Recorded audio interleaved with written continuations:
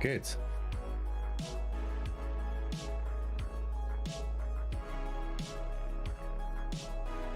I can't see your cam, by the way. Yeah. Hey, there you are.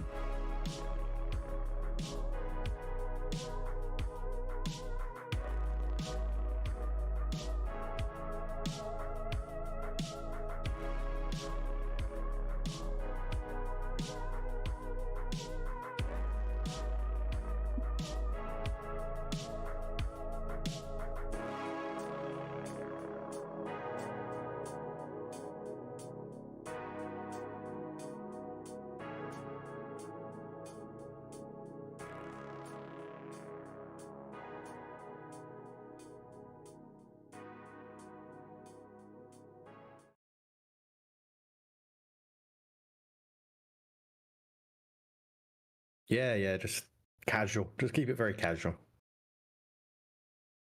Hear me. There we go. Now they can hear me. Okay. All right.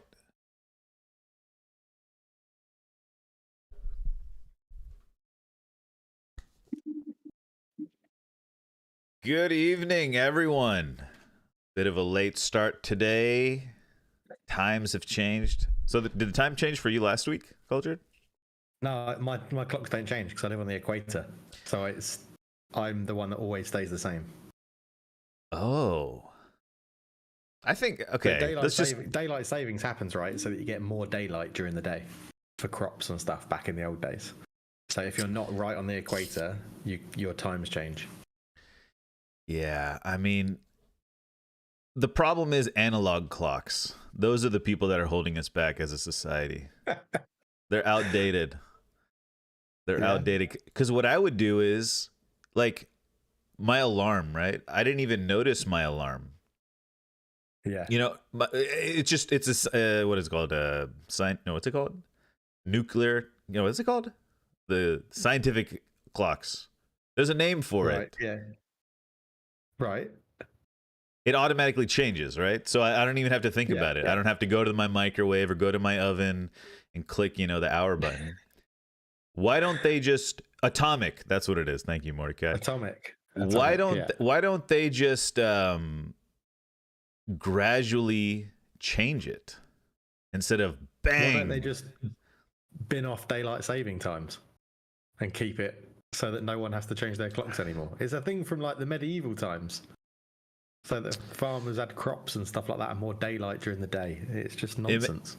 That part makes a little bit of sense, but it's just so inefficient. It could be like 15 minutes 4 times or like 8 times a year, Just don't do something it like at all. Yeah. But anyway.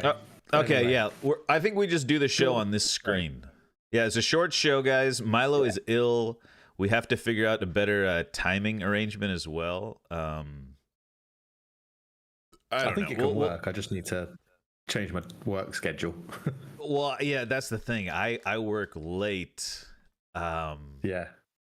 There might be some shuffling around. There might be shuffling around. Yeah, we'll have to figure out shows here and there. I'll be too if okay. Oh, Milo. Okay, should we add Milo then? If Milo, I didn't know if Milo was in. Yeah, if you can do a short little. Okay, I'm only here for like half an hour now, so. Yeah. So okay. Okay. Let me quickly do this. Hold on. I gotta set up the cameras. Hello. Good evening. All right, hold on. Let me grab some water. I just saw your post, so that's why I. I just assumed you were asleep on the sofa, ill. Unfortunately, I've been working today, but then I did pass out for a bit after. I just had a bath. I haven't had a bath for fucking years. Oh my god! Yeah, you must be ill. Jesus. Right? Okay. Here we go. Wait, so Milo, I think it'll change where. Hey, there he is. Change where we are. Okay. Yeah. Here I am. God, that's fucking bright. Yeah, you don't sound well. Thanks. No, it's fine. It's fine. Give me some. I'm gonna grab some water and turn that lamp out. That lamp is annoying. Okay. Here we go. feel like Boris and Goldeneye. You know, I'm like hacking the mainframe right now. I'm invincible. Boris. Okay. Yeah, it's a shame it's a short show because there's a lot to talk about. Well, it's too not, is it? It's much. VAR. That's all we got to talk about. I was thinking about that. That's literally that's it. That's what we have to talk about. It's gonna be a full Every on, week. We're just gonna do it from a big screen here. Like Yeah, this. yeah. There we go. All right. We've got him in and he's gone. Oh, Getting a glass of water. I mean, we can start, right? We can have a quick chat. Where do you want to start? I listened to the commentary of the Chelsea Tottenham game today. Right. I wasn't able to see any of it, but the whole time I was listening to it. First off, the radio thing, the stream I listened to, there's no like crowd noise, so he just has like this blanket like background crowd noise. So you don't know when like the crowd is booing or anything. So it's just him, and it's just him like talking, and he's like, "Goal for Chelsea, but they're gonna have a look at it. Goal for," you know, it was like VAR's looking at it and it's chalked off. You know, it was just like there was like tons of VAR. It felt like, and then I saw Hoff's post. Oh yeah. It was just all VAR, I'm guessing, right? Well, there was the Tottenham Chelsea game had what? 2 disallowed goals through VAR, 2 red cards. Obviously, all the goals were checked that went in were done by VAR. There was another VAR incident in terms of something off with the manager or something. I think with having to go at the 4th official or shouting something, or just so much VAR, so much VAR. It's ridiculous. I really hate VAR. It's been a big week for VAR. It has. But Tottenham got their first loss. I think they went down to 10 men. So that's, you know. First. The screenshots of their high line are pretty funny. Oh, their first Yeah, loss. I mean. Oh, yeah, I saw a screenshot of the high line. I mean, obviously, right? you can take a screen grab of anything and make it look the way you want it to look, obviously. But No. I think even Big Ange said that they were. Unless that was a meme I saw, he said they're always going to go for it or something. Yeah, after the game, they're always going to go for a high line. I saw the highlights; it was ridiculous how high. When you're down to 9 men, how high they played, it was insane. Now I didn't watch the game, but I understand Udogie probably could have got sent off prior to getting sent off. Yeah, have you seen the challenges? No, the 2 challenges he made were both yellow cards. So okay. Anyways. That's that. Okay, let's get to other games. Let's just go straight into it. Okay, Arsenal versus Newcastle. I was actually listening to the commentary on this one as well on the radio. Different experience listening on the radio. I'm just gonna put that out there. It's not that bad. It's not as bad as you'd think. But what radio station can I ask? It was on an app. So it was like a flash score, and then they have the option for audio commentary. And, do you know if it was the 5 Live broadcast or anything? Did you pick up on that? Or? I don't think so. I might try to like grab one of those next time. I used to, when I was a kid, I used to lay in bed. I had a Walkman with the radio on it, and I used to lay in bed and listen to the games on my Walkman. Yeah, I used to love listening to them on radio. 5 Live. Yeah. It's like because you build the picture of the game in your head. Yeah. Through what they're telling you, Yeah. It's weird because you go back and then you see like, oh, it was at nighttime, and it's because for me it's all daytime, right? So it's like I'm assuming the game's in the daytime, and it's like, oh, it's nighttime and it's raining. Okay.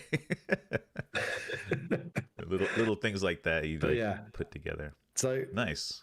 Arsenal Newcastle then. Yeah. Like, I think there's a lot of comparisons to the Tottenham Chelsea, and again for me it showed the inconsistencies of VAR in that game. But Milo, go on, run us through it first.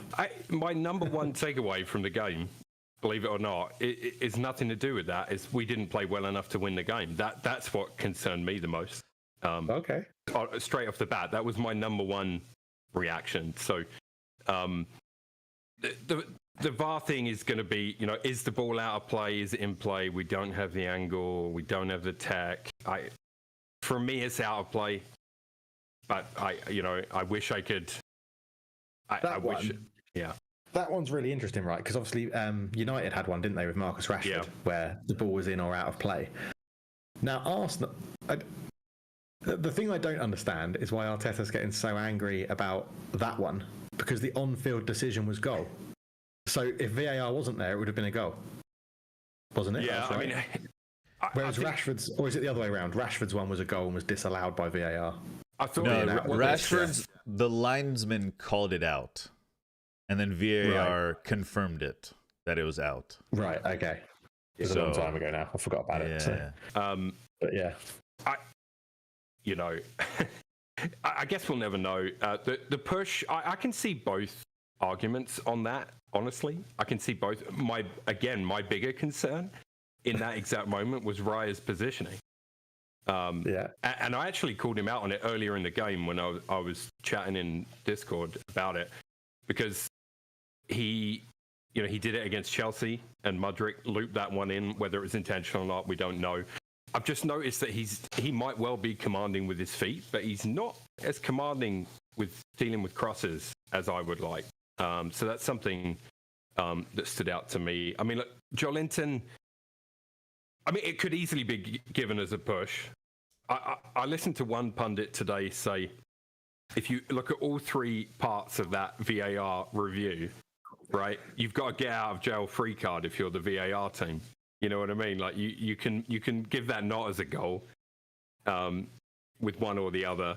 You know what I mean? But listen, it's all kicking off afterwards. And look, Arteta's comments, the game itself. Other than that, like I said, I didn't think we offered enough to beat them. We had plenty of the ball, but I'm not gonna defend them for that. And we had to lose sooner or later. St James's is a tough place to go. We've seen that before. So the Arteta statement, I think it's unusual for a manager, even Arteta, although he's vocal and he's emotional on the sideline and stuff, and he's passionate. That's fine, right? I have no issue with any of that. The public outcry. The first thing I thought is, well, you're going to get a fine, and now the club have come out and backed him. And what I will say is and obviously I want to get your guys' thoughts. What I will say is what I said on Twitter, which is we have pundits week in, week out, and I'll include us in this. We're pundits of sorts, right? I'll include us in this. We talk about consistency and all the rest of it all the time, week after week after week. Something has to be done. I think we can all agree something needs to be done to improve things across the board. The fact that he's coming out and saying it doesn't offend me. I see why some people will take it that way. I think it's, to be honest, I feel it must be a full moon, or maybe it's because I had a fever at the weekend, but I've agreed with Mark Goldbridge twice in the last 3 days. Oh my God. with his takes on it. Which it's interesting that Neville and Cara and Owen are the ones coming out and slating Arteta, because all three of them work with Howard Webb on a regular basis. So it's quite interesting that those are the three that are being vocal against, and a lot of other pundits are either on the fence, like Shearer's kind of on the fence about it, and then other pundits are like, no, it's fucking bullshit, at the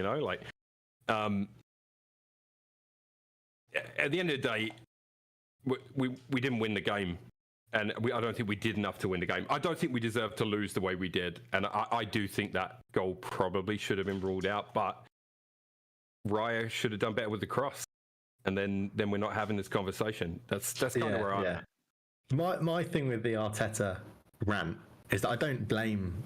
I think the Arteta rant is after the game emotion, and he's probably done it thinking, I'm getting a fine, right? I'm going to go out there and just lay it all on the line, get a fine, get it done. My thing is with the Arsenal statement after. Yeah. That's a really bold thing for a club to do, to go out and do that, and I don't think that's right. Arteta, you can get away with emotion. I think you get away with that. But the statement from the club, if you're going to make a statement like that, the backlash is going to be you haven't listed any of the decisions that have gone in your favour. That any club could have released that for statement. sure. But we all agree we want something to change. Yes. Where's it going to come from? Otherwise, this cycle of insanity will just continue. Yeah. Like if the clubs came out together, which they won't, but if the clubs came out together and said like enough is enough, would that do it? I think the clubs could. I think that the clubs could come together, but they won't do it during the season. It will come. It will come at the end of the season in the break, where the clubs will sit down. We could have this conversation almost any week of the Premier League. It's ridiculous. Yeah. But yeah. I mean, I've been a big, proponent of consistency, and the only way you can get consistency is calling it strict. And that's it. Like you can't like that push on Joelinton or by Joelinton. To me, it's a foul, right? He leaves the ground, mistimes the ball. He comes if he doesn't push Gabriel, he comes down on Gabriel, right? Even if it's not a push, he's coming down on a player who's trying to jump up. Anyways, I thought that was a foul, and the whole idea is, some people are saying, for me, it's not a foul. For me, it's not a foul, right? And it's basically people are saying they have a different threshold for how much contact makes a foul. And I've been pretty consistent over the last, probably 2 years about if there's contact, you just have to call a foul now. Because that's the only way you're going to get... And I understand, there's going to be a lot of little tiny touches that are going to be called for fouls. But that's just the way it is now. I think that's the only way forward, because you could argue if the game is if Arsenal's hold on, what was it? Yeah, it was if Arsenal's up 1-0 there and that goal is disallowed, right? It's going to be like, oh, that was barely a push. He barely touched him. How can you call that a foul? It's the fact that it was 0-0, I think it was 60th, 7th minute or something, 70th minute, I want to say. It was pretty early in the game. Yeah. Right? It's like all of these things add up. They all kind of a culmination of the event, the big event of the game, right? Is it a last minute winner, right? We had we'll get to United later, but we had a disallowed goal early on, 10th minute or something, and then we have a late winner. If we didn't get that late winner, more would be made of this early disallowed goal, right? Since Arsenal didn't, if Arsenal had won that game, a lot would have been made more of that Havertz challenge or whatever, right? But it's barely getting any play, and it's all about. I mean, it is getting play. It is getting play, but it's mainly about the. Did you guys think goal. that was a red? Personally, I thought that was a yellow. That's a red card. 100% red card. I mean, the problem is, and this is what I was going to get. Sorry, Cart, to interrupt you, but this is the inconsistency I was going to get to. Is Romero in the Chelsea game went in with a similar sort of tackle, hit the ball, then hit the player's shin and got a sent off. Didn't you don't his first challenge in the first half was... Yeah, I think they all should be. I think all three are red cards by the rule. Yeah. I think Udogi's first challenge, I think Romero should be sent off, and I think Havertz should have been sent off. And that's the inconsistency I'm getting at. Out of all three of those challenges, one was sent off, one was... And maybe I have... Two were booked, right? Yeah, so, maybe I have rose-tinted specs on for that one then, because at the time I thought a yellow was... I thought it was a definite, obviously, borderline, but I didn't think it was a red, but... Havertz caught his shin in what I saw. It was high up on the leg. Yeah. It was high up on the leg, and he was in the air. It's out of control. The thing is Arsenal lost, so it's not being made a big deal of. Had Arsenal won that game, Newcastle would have been making a massive deal of that. I think. Do you think Bruno's forearm to the back of Jorginho should be a red? Yeah, I was thinking about that. I think so. But I feel like it's that dark arts line. I mean, in a strict for me, it's a red card, right? You just give that a red card. But I think now I'm looking at what the referee was thinking, and I think it's he could have been going for a kind of just trying to get him in the shoulder or something. I don't know. It's like a dark arts. It's the dark arts there.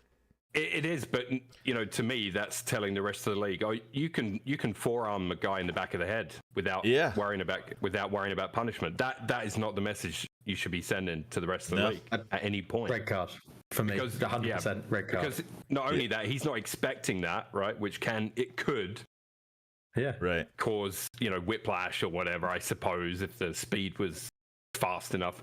Later on, Bruno should have been sent off for sure, because later on he also went straight through the back of, I think it was Jorginho again, and he did the whole get up thing, but it was a fucking blatant foul. I can't believe that.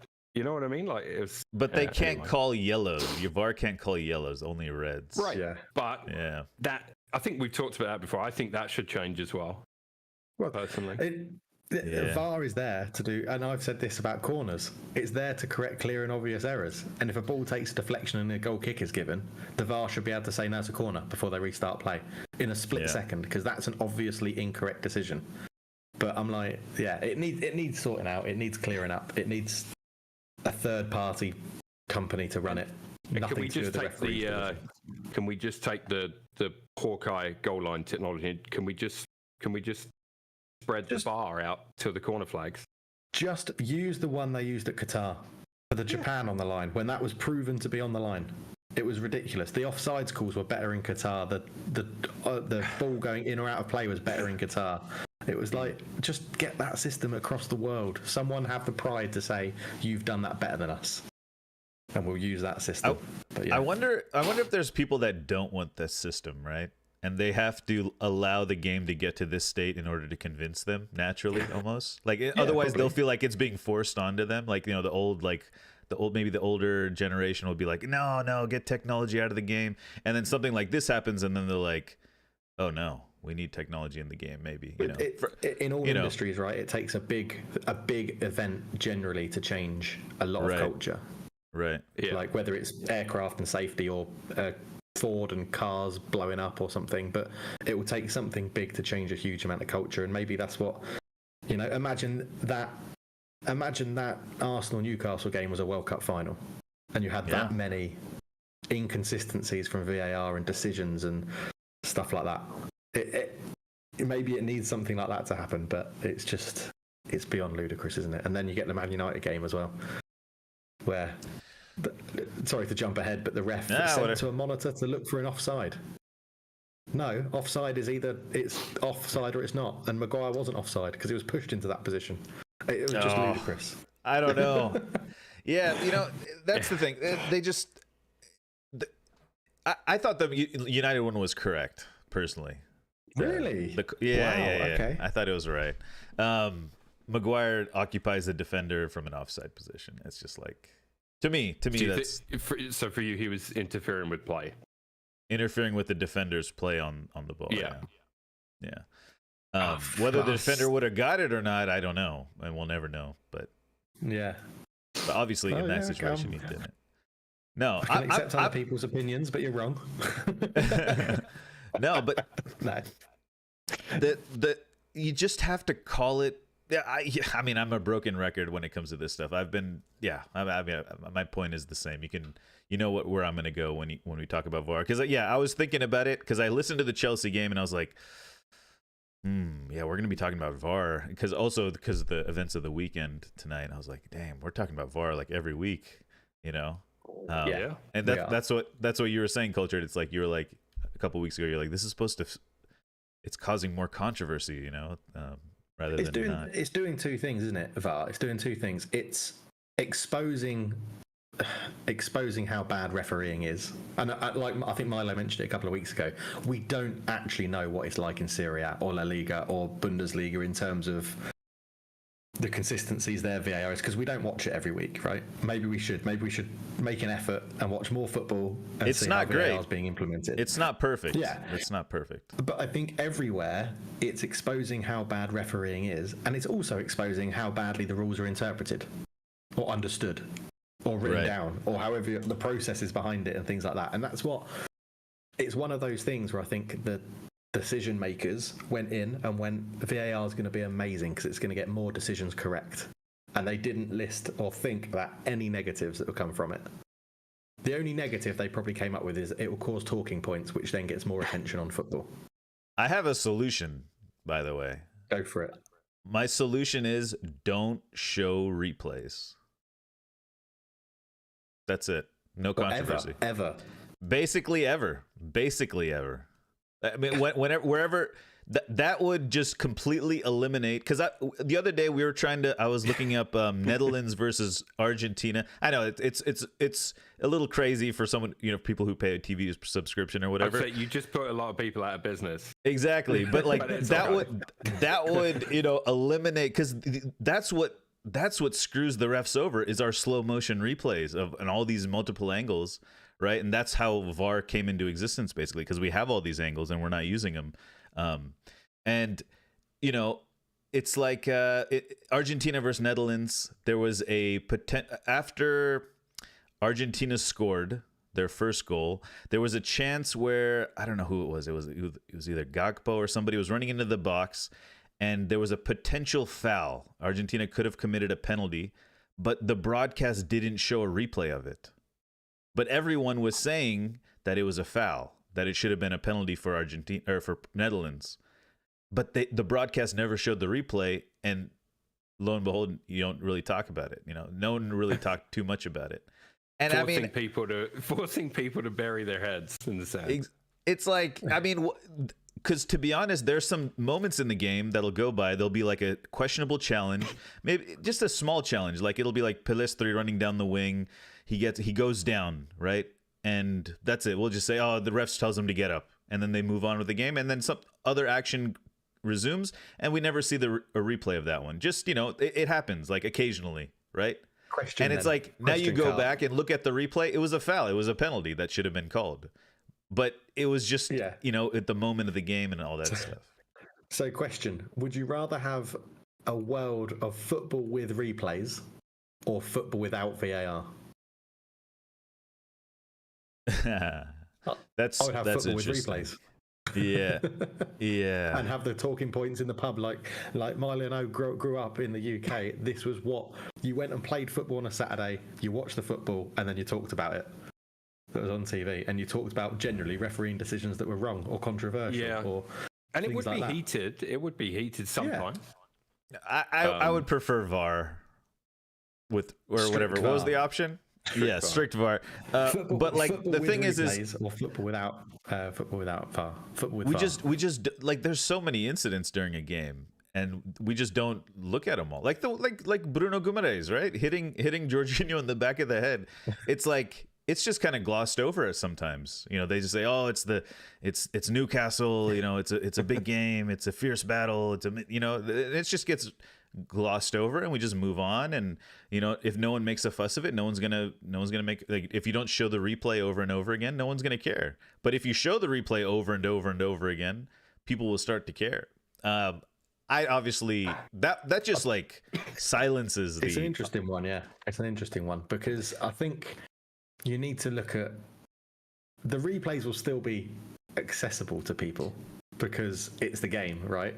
And then you'll get a lot more shit, that's the only way I can describe it, on Twitter and X and social medias and clubs being like, we've been done wrong because they can do their own replays and slow mo. Oh, that's true. They probably have their own cameras. Because it's the different camera angles. Like they could show one camera angle from a bad camera angle, and it won't. I don't know.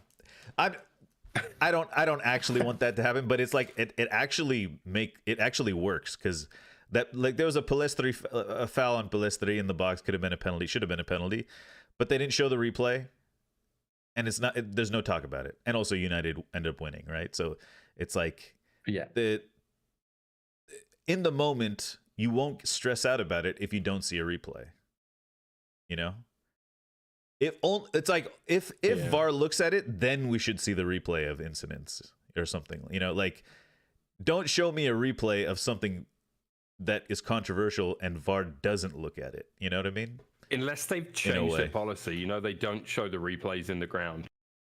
Yeah, because everyone in the ground, I hear, is just in the dark when it comes to VAR. Yeah, so I think do they sometimes show the VAR decision itself? Maybe I think they showed the screen grab. Tottenham had the Romero one was shown on the big screen. Yeah. And Okay. all the fans booed when they showed that he got the ball first and then got the sent off. Yeah. I mean, I still think it's a red card, but yeah, I agree they shouldn't show the replays in the stadium. but I'm pretty sure they don't. Like, if there's a controversial incident or even, I think the only replays they used to show were the goals. Yeah. When I used to go weekly. Yeah. But obviously it might change now. Yeah, for me, it's just strict. Call it strict. Well, you get more consistency across the board. And- Like that question about the foul is just, you just call it like almost like the NBA. Gabriel's there about to, I think he was going for like a flick back with his head. He's trying to flick it back, and Joelinton jumps, mistimes the jump, and literally lands behind Gabriel's legs, and that's contact, and that's a foul. When you first say it, it makes me go like, I don't want to eliminate the 50-50 challenge. Yeah. But then again, when I think about that, when was the last time, Culture, you saw a meaty 50-50 challenge where you were like, go on? Like, it doesn't really happen anymore. Now, you don't somebody hits somebody and the other guy rolls around on the floor. Yeah, you don't really get the 50-50 massive shoulder barges or the 50-50 slide tackles into the ball. Used to get them a lot. Even a 50-50 is still legal, right? It's still legal. I mean, it's For not sure. it's not like automatic foul or anything. It's like you can still have a rough challenge, but you can't go in with the studs up. That's about it. How do you make it? How do you keep it a contact sport and call it strict? That's I guess it's not a question to you guys. It's a rhetorical question. It's right. How would you keep it? Call it strict for all the contact, but also keep it a contact sport. That would be the problem, right? So. Yeah. One to think about. One to think about for the off season, maybe, when we need something to talk about. Well, like the one where Hollion gets called back for pulling, I don't know who it was. Yeah. Somebody Rodri. back, right? Oh, I saw that. Yeah. That is contact with the arm, right? He could be on his chest making contact with him, pushing him with his chest if his body's on him, right? That's where that's legal contact, but you can't grab someone with your arm and pull them back, type of thing. I think maybe like that type of contact, or like shoulder to shoulder when you're both going for a ball, or shoulder to shoulder if you play the ball, that's still contact. You can, if you play the ball, but yeah, I could imagine that if they start calling it strict, you'll see a lot more diving like there is in the NBA, right? You see like James Harden like dribble, and then right when he feels he gets touched, he like throws the ball up in the air and like flails his whole entire body, like he just got. Yeah. I don't want more diving. I'm fed up with diving. I don't want more of it. But VAR couldn't check it, and I don't know. Yeah, I think it's on a that slippery score, they slope. need to be. To be honest, that just needs to be policed the same as what you're talking about, Cart, because that needs to be far stricter anyway. It's very, very rare they book for simulation, and we all see it in basically every game we watch. Occasionally you see a yellow come out for it, but it's pretty fucking... It's because, right, how can you deem simulation if there is a slight touch? If there's any contact, is it simulation? That's the... No. Again, it's the problem, isn't it? It's like is it Basuma, right? Basuma got sent off for Spurs for a second yellow for simulation because someone slid and he didn't touch him. That is simulation. Yeah. He just literally fell down. But if there was any little touch on him, his argument would be, well, it's not simulation because I got touched. They need those fencing get-ups, the fencing suits where it feels the pressure. Yeah, it can sense any touch. Yeah. I remember early on. Oh, what were we talking about? The refereeing, the effect on refereeing, through the pyramid or whatever, right? That's the biggest concern, I bet, for FIFA. Because if the moment you start giving the highest level refs tons of help and support and technological help, all that stuff, it's going to have a cascading effect, right? Maybe it's going to slowly eliminate, because you need refs for all sorts of games, right? You need refs for League 2, League 3, whatever it's called. I don't know if there's a League 3. Is there a League 3? No. Conference. Oh, there is? Yeah. Conference. right? These guys, some of them probably want to be Premier League refs, maybe, right? So they're working hard to make the right decisions and stuff, you know, without VAR. This is all without VAR, I'm assuming. And eventually get up to the highest level and, you know, be a Premier League ref. But what if being a Premier League ref is a whole entire different set of skills now, where you have to be all locked into technology and videos and stuff like that? So I think there is a slight danger, maybe FIFA or the refereeing board is worried about. Maybe, I don't know. I'm just going to put this out there. FIFA don't give a shit about what referees are doing in the National League. Honestly, there's not enough money in it to benefit FIFA. They'll do whatever benefits them in the money leagues and the money competitions. I don't think FIFA they'll have someone that represents the lower league refs and comes in and says, this is our concerns, but I don't think FIFA will. Do you think FIFA will listen to concerns of a referee association from the National League of England? Well, no, I mean, I just mean, I think you'll see a decrease in just refs in general, because maybe the allure of being working through the system is to, you know, ref a World Cup final or something, you know, like that the whole skill set to be a World Cup ref now will be totally different if we introduce tons and tons of video assistants. Very true. Yeah, very true. So I don't know what the repercussions or cascading effects will be. Anything else? Any other VAR decisions that were sketchy? I saw a stat. United have been disallowed the most goals, -5 by VAR this season. That's the most in the league. Who has the most apologies? That table is the one I want to see at the end of the season. Yeah, we had 11 incidents against 0 apologies. You guys had you had 1 apology so far. Yeah, we should definitely keep an apology table at Bailey's. Yeah. Bless Bailey. Yeah, I mean, just to finish it off, going back to what Coach had said, like, I know it's kind of a big deal that Arsenal came out and did that, back the manager so publicly, but I'm not saying that I wanted them to be the ones to spearhead anything, but if it did spearhead something, would I be happy? Probably. I just think we end up in that same cycle that you get after a disaster, where it's thoughts and prayers, and then we go back around to the same disaster again. You know what I mean? I think it's the fans' outlook as well, right? If it was Man United, me and Cart would probably be sitting here being like, I'm happy they've done it. It would spearhead to change. And you'd be sitting there being like, I understand the manager was passionate, but that's ridiculous. The club's come and done it. So it's like you can't win, right? That's why I think they're not saying anything that we haven't said, really. No, exactly. Whether you agree with that VAR incident or not, there's been another one within the last 3 weeks that you probably do feel passionate about. So, it's an interesting time. You know, I see it all blowing up. I've been too sick to care. I don't think Ten Hag could string together a sentence like Arteta did there. You know. No, I don't think not yet. Ten Hag's English is pretty poor. It's pretty poor. Who's got better English, Ten Hag or Unai Emery? Oof. Unai Emery. I think Unai Emery. Yeah. Unai Emery, I think the Spanish language maybe... I don't know. As far as like emotion and like conveying a sense of your mood or understanding the other person's mood, I don't think Ten Hag has any... He might be have Asperger's or something. Spanish. I don't know. Okay, I take that back. I don't know. I don't mean to offend.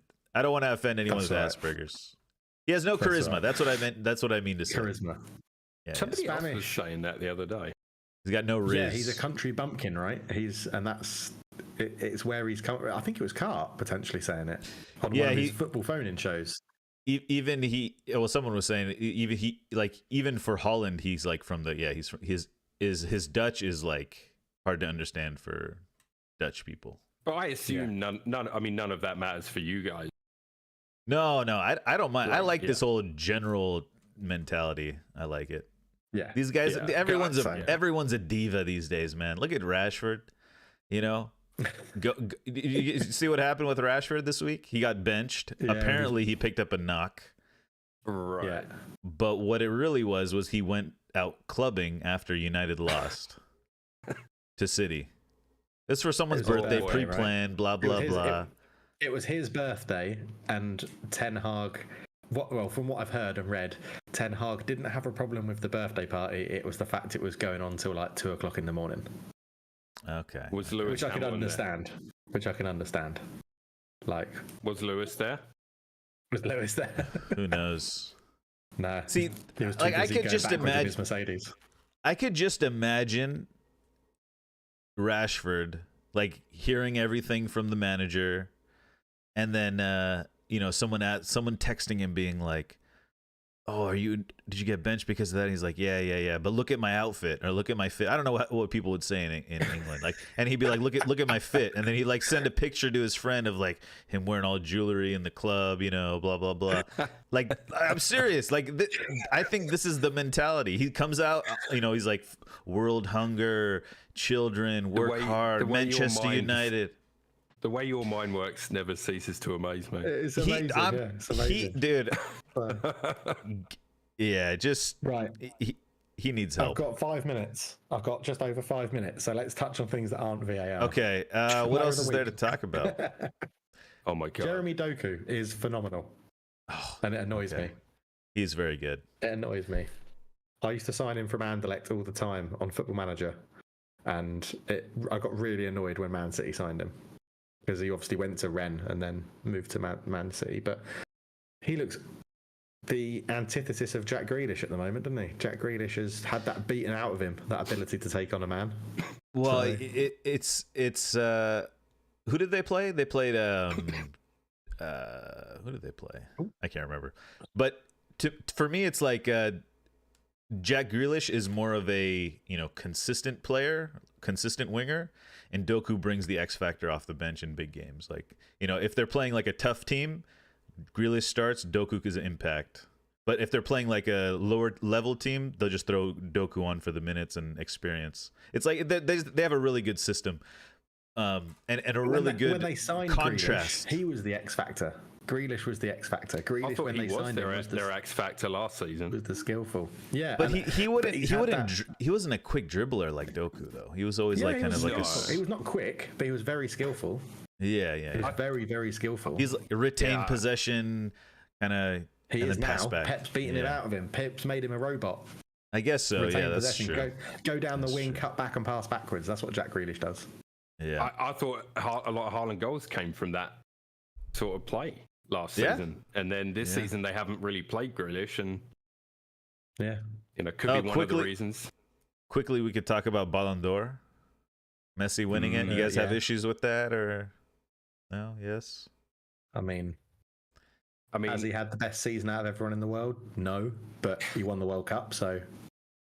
But is it true, or is it a meme best? that Haaland has said he will no longer go to any Ballon d'Or ceremony? Is that a meme? That's got to be a meme. That's got to be a meme. Anyone know? Not No, sure. I don't know. Okay. I can't imagine he Could be, would. man. It's not good for business. No, it's not. I think the World Cup is when we all went, okay, Messi's going to get it, isn't it? Isn't that Yeah, what we said? exactly. It's got to be. Got to be. He almost scored the game winner. If it's not going to be Granit Xhaka, then it might as well be Lionel Messi. Leverkusen are killing it, by the way. Granit Xhaka is doing a job. The headlines that Xhaka leads them to a title challenge. It's a little bit early for that, but yeah. But especially Culture told me a month ago that don't worry, Bayern are just going to steamroll everyone after Christmas. Harry Kane scored a hat trick in Der Klassiker. Yeah. Der Klassiker. Yeah. Hasn't he? He's broken Lewandowski's record now, hasn't he, for most goals at the beginning of a season? I think so. Yeah. I think, or shortest time to get to a certain amount of goals for Bayern Munich or something. Yeah. So. Yeah. He scored from the halfway line as well, didn't he? In that mental game against whoever they were playing. 2 red cards and 7 goals in the second half. Yeah. So he's really good. Yeah, United won in the last minute, which was nice. That was good. I was going to say, ease some pressure again, right there. Yeah, I mean, I mean, you know what I am. I'm saying, give him 4 seasons. That's where I am. I'm honest about that. Like, changing the manager is not going to do much. But without Rashford, I was talking to some people about this the other day. With Garnacho and Anthony. I know Anthony is a flop in everyone's eyes. I'm not. He's a FLO right now. He doesn't have the P yet. You know, it's like he's a flow. Oh, I see. You know, he's almost there. But defensively, he does provide high work rate, that, you know, dog mentality.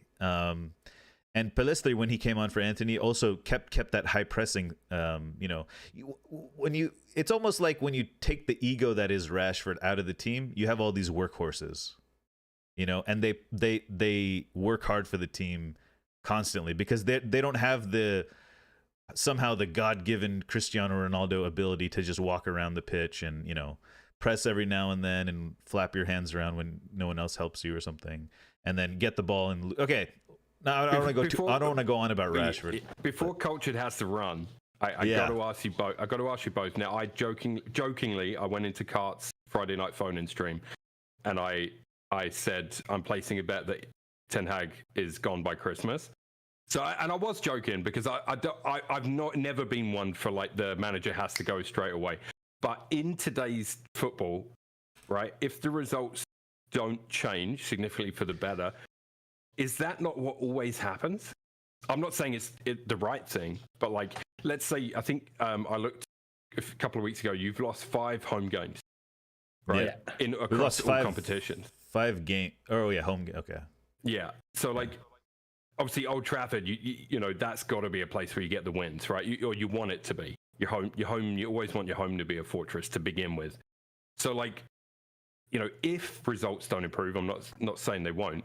If they don't improve, what else do you see happening? Do you see them being patient enough to just say, you know what, let's just write this one off? I think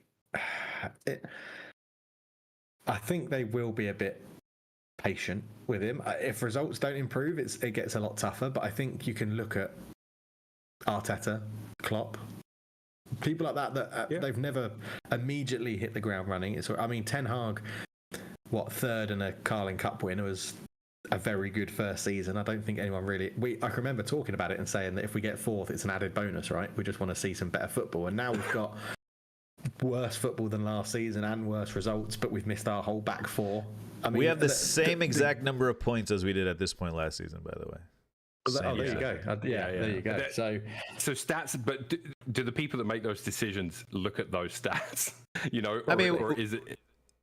Yeah. Arsenal, Spurs, Tottenham, City. Those are 4 losses in the league, and I don't know who the last one was. Brighton. Those are 5 decent losses. Like, I mean, it's not like we're barely winning our other games, to be honest. But you know, when you look at the 5 losses in the Premier League, it's not like. It's not the end of the world. There's decent teams. A decision won't be made on Erik Ten Hag until it looks like Jim Ratcliffe, right, is going to get a proportion of the ownership and will take over football operations, and then there might be a decision made. I'm just curious as to what you guys thought about it, because you know what I mean. Like, normally it's what top else 4 is there they can do? That's the hope. That's the hope. Top 4. Yeah. I would keep him. I don't think they're going to pull the trigger. There's been no real serious mumblings about him getting fired. So, and I think most of the news and the rumours of it have come from outlets without real sources that you can tell. So, well, it's amazing what a late winner over Fulham and an Arteta and Arsenal VAR thing can do to take the view right away from Ten Hag. Maybe I should be praising Arsenal for that club statement. Yeah, thinking about it. No, I don't think it was that. I don't think it's built up to that level yet. But I'm just curious because, you know, like I've said, it's just when the results. Well, when results go bad, the fans will panic. Stories will come out, right? It's just like that whole thing is going to happen. There was an Arteta out brigade in his second season. Oh, I had to talk some Arsenal fans off the ledge off that one. You know, I had to talk them off the ledge. Exactly. I'm interested to see what happens when the back 4 comes back. In our last 3 games, he's played a back 4 of players that he hasn't signed. Yeah. Like against who did we play before Fulham? I've forgotten who we played. But before the game against Fulham, Sheffield United. Yeah, maybe Man City. The Man City game, I think, is what I was thinking of. He played a back four that was signed by Mourinho, Ragnick, and Solskjaer. Like not one of those defenders was signed by him or wanted by. And three of them, I think he tried to sell. So it was like, let's see how it goes when they're all back. It's just a horrible, unlucky, or bad physio management, doctor management situation where you lose all four starting defenders. So, you did get the win over Copenhagen as well since we last met. Yeah, and we play them tomorrow as well. Yeah, big game and tomorrow. Must-win game. Must win. But us winning in Seville was huge. I thought that was a really good result to go and get. But I do have to shoot off now, boys. So that was good. Alrighty. I quite enjoyed a quick short chat. A short chart.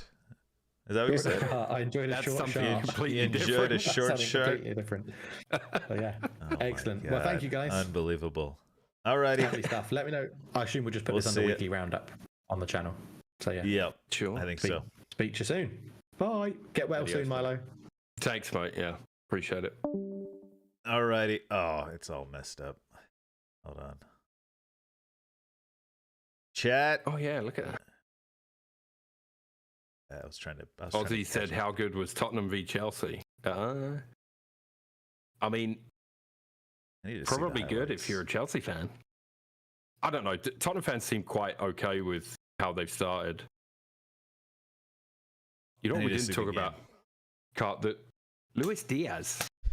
Oh yeah. Like his parents were kidnapped, and then his should he mum be was playing? I don't know. Like, do we know why? Is it because he's famous or a footballer? Is that why it is? I think it should happen more often. I mean, not should happen, but I'm surprised. I'm surprised it doesn't happen more often. You think people should get kidnapped more often? I think, yeah. I mean, people get robbed all the. I mean, like during like El Clasico, all the players' houses get robbed. Stuff like that. But I'm surprised it doesn't happen more often. That's something I wonder about when, like Anthony, his family, or like when he signs a massive deal, when you hear about massive money, it's like, yeah. I wonder, do his family come to Europe? Do his family like go to like a special, I don't know, like how would you walk the street? I mean, I don't know. Maybe I just have a bad image of life in certain areas of South America. I mean, maybe I just have like taking a bias. all my Colombian knowledge from Narcos. Obviously. Exactly. So it's propaganda, which is probably really not fair. But yeah, like you dread to think. I'm like, Socko made a note about it the other day, and I didn't really put two and two together. And then I read something today, and I was like, what the hell? That is insane. Yeah. He had the Libertad para Papa on his shirt. Yeah. Freedom for father. You watch the Beckham doc, so they went through a very close kidnapping incident. Oh, I think people were busted. Like, I don't know if they went in depth into it, but I mean, it was a big deal at the time that there was a big plot to kidnap Brooklyn. Oh, damn! No, they didn't talk about that. They didn't. Yeah, they didn't talk about it. I think they literally moved to like the US. And then just traveled after that. But yeah, I just remember it being a big deal. Is Brooklyn where he was born or where he was conceived? I think they said conceived. That's so weird. It's like your name is a reminder. I don't even want to know where I was. Exactly. It's like now his name is a reminder of that. Yeah. That place. Yeah. It is a little odd now that you say it like that, yeah. Maybe most people don't think about that anyway. I don't know. What else is happening in football this week? Dude, there's been a bunch I saw things today and I was like, oh man, we should probably talk about that. Carling Cup, obviously we're out. Oh yeah, Carling Cup. Who did we lose? I forgot. You lost to Newcastle. Newcastle 3-0. Yeah. We lost to West Ham 3-1. Which, again, the Carabao Cup's that tournament where, obviously, if you get to the final, you want to win it and it's silverware. But I feel like other than that, you're like, Yeah. I don't know. Oh, did you see any of the Copa Libertadores final? I did not. Apart pretty from good. I saw some kid with his dad, and he'd sold his PlayStation to be able to go to the game. To get tickets, yeah. Yeah, I it saw was that. a I good didn't game. see the game. Sergio Romero, former United keeper, in net for Boca. Edison Cavani up front for Boca. Marcelo playing for Fluminense. Felipe Melo. You remember Felipe Melo from Juventus he played at? Yep. He was playing for Fluminense. How old is he Andre, now? I don't know how old. He must be like 30. I gotta look him up. Andre, he's a Liverpool target, was playing in defensive mid for Fluminense. Marcos Rojo got a red card in the semifinals, so he wasn't able to play for Boca. But it was a good game. It went to extra time, and I don't know. Should I spoil it? Fluminense won it. Do it. Yeah, yeah. Spoil it. But great goals, great atmosphere. Felipe Melo, 40 years old. Oh my God! He's 40 years old. I think he's converted to center back. I think he's in center back. But yeah, it was good. Yep. It was actually really good football. Fluminense play a really cool. It's called relationism. It's like the opposite of Pep ball. They have a guy called Gonzo. I think he came to Sevilla briefly. He had a little stint in Spain, but then he went back to Brazil. But he was like tipped to be the next, like Rivaldo, Riquelme type guy. So he plays at Fluminense, and he's like, they play a really cool brand of football. The coach of Fluminense is the Brazil coach, I guess interim until Ancelotti takes over. So they're playing a really cool brand of football, and it's fun. It was a really good game to watch. Like, just we get so used to seeing European presentation of football that you forget that there is, when you watch good presentation of South American football, the quality is good. I don't know. There's some decent players down there. Yeah, so that was good. Congrats to Fluminense. I think that's their first Copa Libertadores. That's the Champions League. Did you see Jude Bellingham's goal against Barca? I did not. Do you know what? This weekend has been bad. I didn't watch any Serie A, although I did see Lukaku's goals. For Roma. Oh yeah, that was a good goal. Yeah, they came back like 90th minute, 92 injury time goals to win against. I don't know who they played. Bellingham, well, future winner. Yeah, well, this was El Clasico, so it was 2 weeks ago.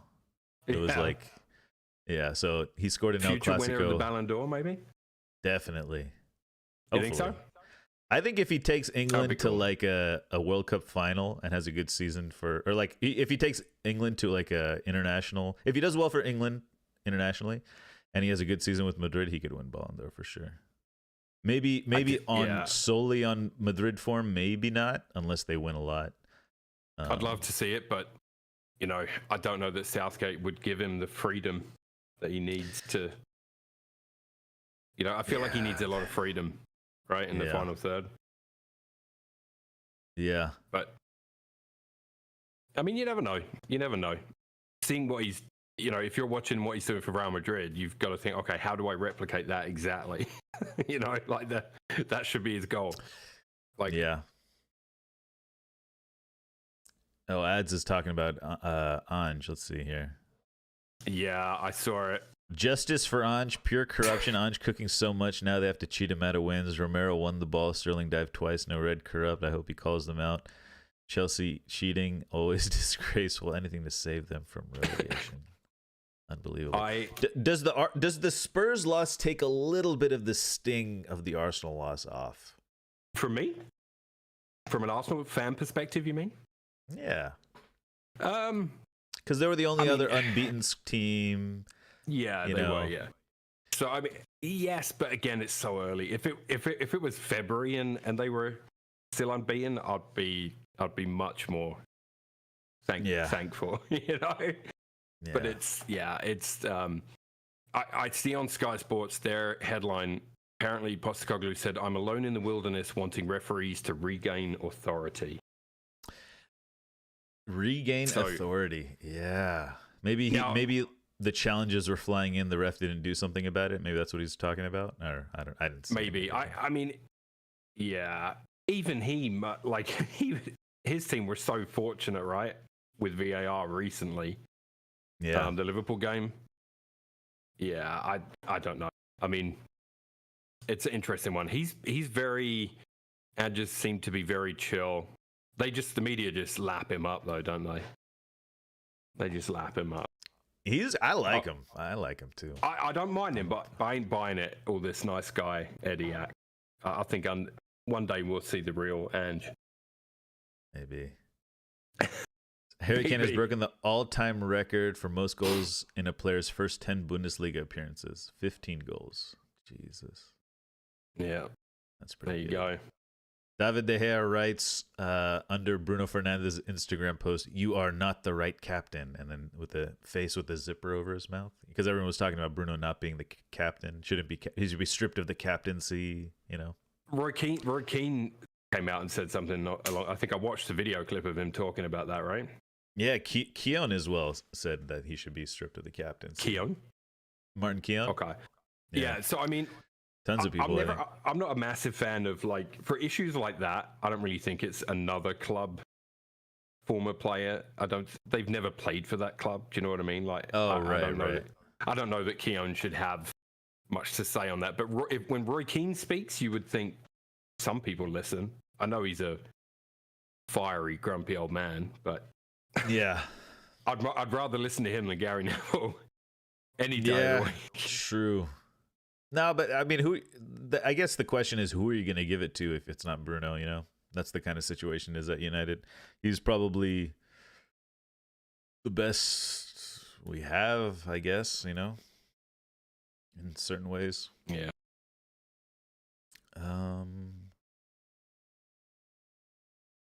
Yeah, there was. I was just trying to think. There was something else that popped up on my feed a couple of days ago, and I should have written it down. And I've just seen the offside trap from Tottenham. Jesus. It's a good screenshot. Yeah, it's a good screenshot. I'd love to get. I wish we could get Hoff's take on today's game. Spurs. Yeah, I was thinking what if they keep winning and then the first show Hoff comes back, they lose, you know, or something, and then it's just but yeah, no, they lost. That would have been quite Spursy. Yeah, would have. Yeah, see, I don't know what I believe is. They're talking Arsenal have compiled a list of decisions that have gone against them and blah, blah, blah. I don't know that I believe that, because that's Arteta coming from say? the Daily Mail. Or Ian Wright says, "Bro, I'm done with people saying this is not a foul. 50-50. Who said that? Ian Wright? Ian Wright. Okay, so I think he's saying it's not a foul. There we go. Okay. Or it is a foul. It is a foul. It is a foul, yeah. Ten Hag's joint fastest manager to reach 50 wins for United.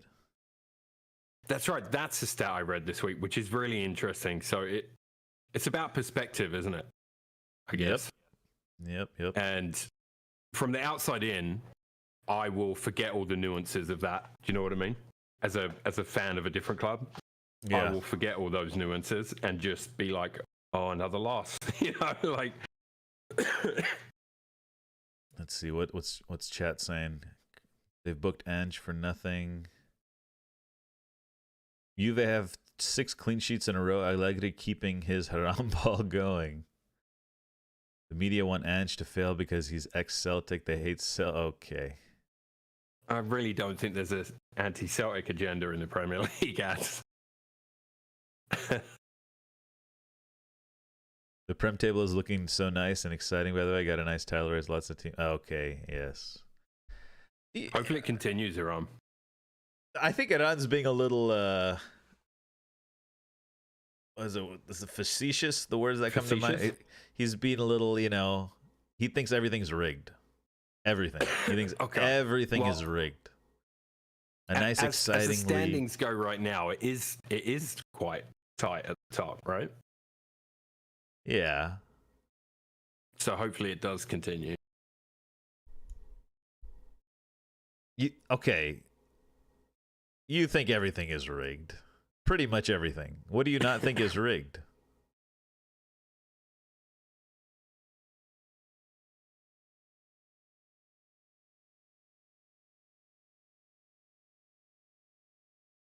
What else is there? Oh, Darwin Núñez is missed. Did you see that? I didn't. I did not. No, That was pretty insane. Liverpool's title race certainly not over. They're 3 points back. So, and look who's on top without really trying, without breaking sweat. Yep. Man City. What about Girona top? Yeah, that's true. Girona's top of La Liga. I saw that today. That's Is it going to be their Leicester? Their version of Leicester? What? I mean, it's not quite. Okay, sorry, Adon. Chill, man. Everything, but you do have. You're more of a conspiracy theorist about these things, aren't you, Adon? I don't know. I'm not trying to put words in your mouth, but usually you bring up the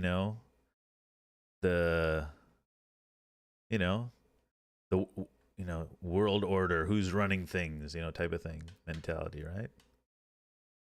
That would be thinking of things as rigged, maybe. Indeed. I'm just calling it out. I'm gonna call it there and go to bed because I can feel my meds wearing off. Sounds good. Barcelona Girona on the 10th of December. That's the big game. That'll be good. I want to see Girona in action. They lost to Madrid, so anyways, they were fortunate because of some other results this weekend, right? Yeah, I think Real Madrid 0-0. Yeah, mainly. Yeah. Alrighty. Nice little quick show, guys. We're gonna figure out our timing soon. Yeah. Get back to a regular situation. Yeah, I just saw your guys' message about it right before, and I was like, yeah. So yeah. All right. Sounds good. Alrighty. Catch you later. See ya. Is Pep winning 2 leagues at once if Girona and Man City win their respective leagues? City Group. If something looks rigged, I say it. Sorry, I'm not a mark like some of you who prefer ostrich approach. The ostrich approach wasn't serious, Adon. I wasn't being serious about that. I was kind of joking about that. And what really causes the controversy is the replay. It's not so much the call. The call is the call. It's the repeatedly showing the replay is what causes the issues. That's what I was trying to say with that. If you want to stop the controversy and stop the debate, you just stop the replays. No, it's only something new because we show the replays. That was my point, right? If it wasn't for the replays, we wouldn't have any of this controversy. It would have been a goal, and that's it. VAR can look at it. Now, what I'm saying is that VAR can look at it, and if they look at it, then show us the replays. But if they're not going to look at it, don't show us the replays. Now, in this case, I guess, yeah, they got it wrong. So that's a little different. But I'm just saying, in general, there's no controversy if there's no replays. That's it. Like, in what world would we be talking about the actual game and the tactics of Newcastle and Arsenal? Instead, we're talking about VAR. If they didn't show the replays and there was still VAR and we just assumed that VAR was taking care of it, we could still talk about the game and the plays. If we don't have refs, we don't have decisions, no controversy. No. You got to have refs, etc. You got to have refs. But I don't think it's all rigged, like some people. Not saying you, Adon, but like some people think it's all rigged, to make the title more exciting, blah, blah, blah.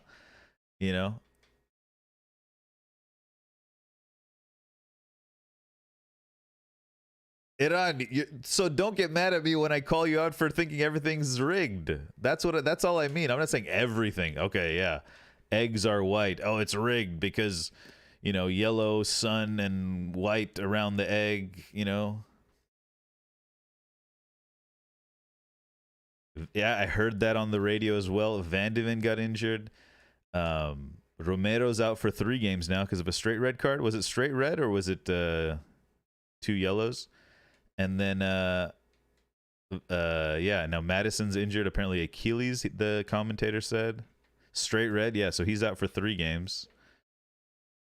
What games does he miss? I wonder. Romero's out for 3 games. Udogi's out with 2. Yeah, they had like Eric Dyer. Emerson Royale came on at one time, I think. A lot of smaller leagues don't seem rigged. Well, I bet if you investigated it on, you would maybe see some things that make it seem rigged, maybe. I don't know. Let's see, Tottenham. What I'm saying is you're the rigged guy. You're the guy that brings up rigged. That's what I mean. That's what I'm saying. You may not think everything is rigged, but the persona you put out there is that everything is rigged. Everything's about money. Everything's there. You're the guy who's, okay, there you go. You say it like it is. That's fine. So Romero's going to miss Wolves, Villa, and City unless they play some cups or something. No, I think that's it. Yeah, Wolves. Wait. Unless there's cups in there. Wolves, Villa, and City. Villa lost as well. All the Unai Emery love. What does mark mean? I'm not a mark? Sorry, dude. I'm not a mark. What does mark mean? Mark meaning urban.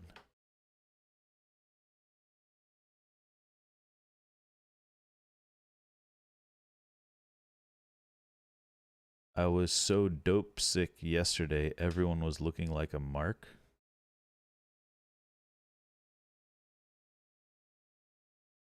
The target of a scam?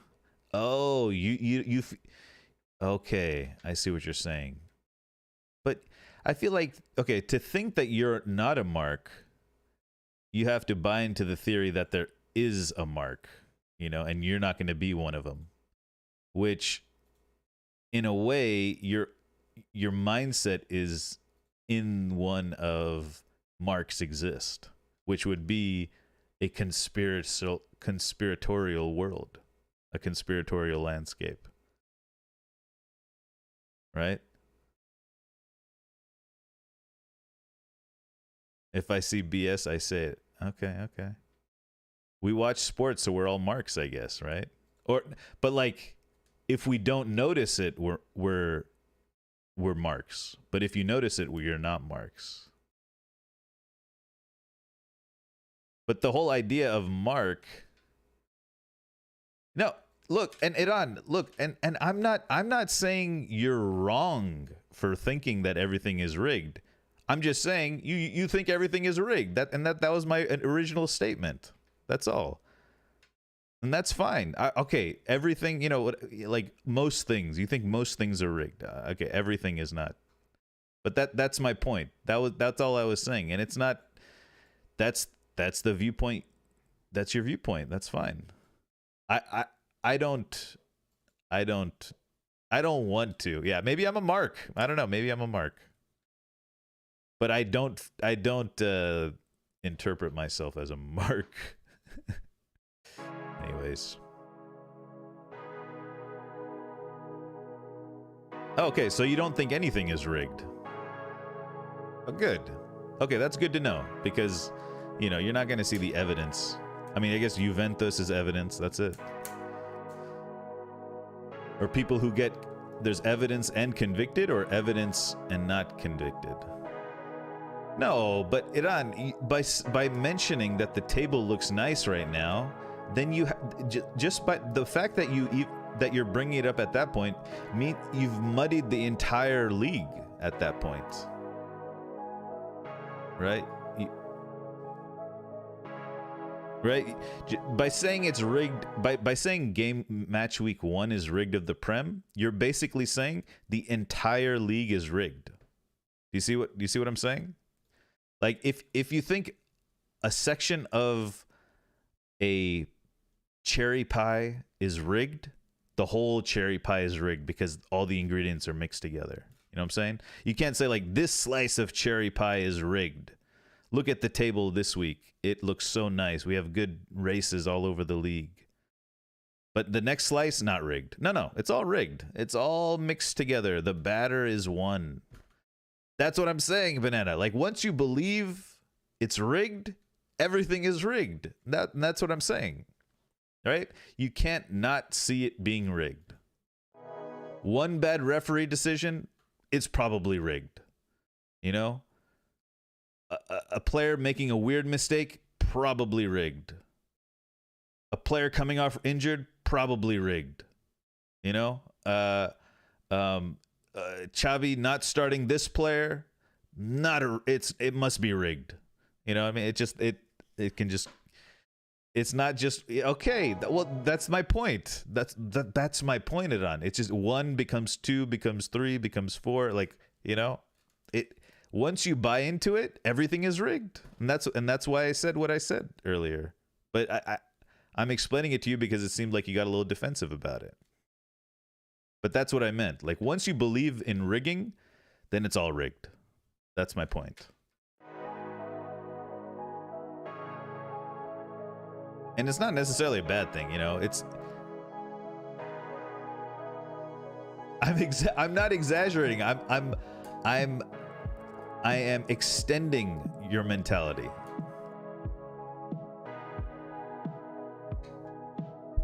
When you only bring up rigged stuff, if you only say 10 players, well, I'm just saying that's where it goes. That's where it eventually goes.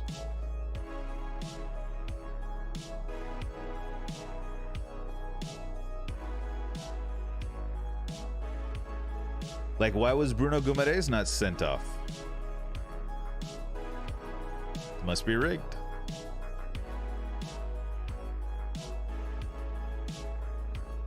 Okay, fine. The subbed and injured part you didn't say. That's true.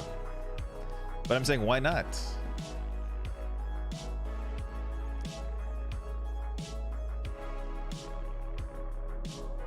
Why not? Why not? The manager's in on it, man. Did you ever think about that? The manager could be in on it. The medical staff, in on it. The medical staff gave John Jones tainted stuff. Right? Andre Onana, his doctor, got paid a lot of money. And he gave him, you know, bad stuff. You never know. All right, good night, guys. I gotta get some food.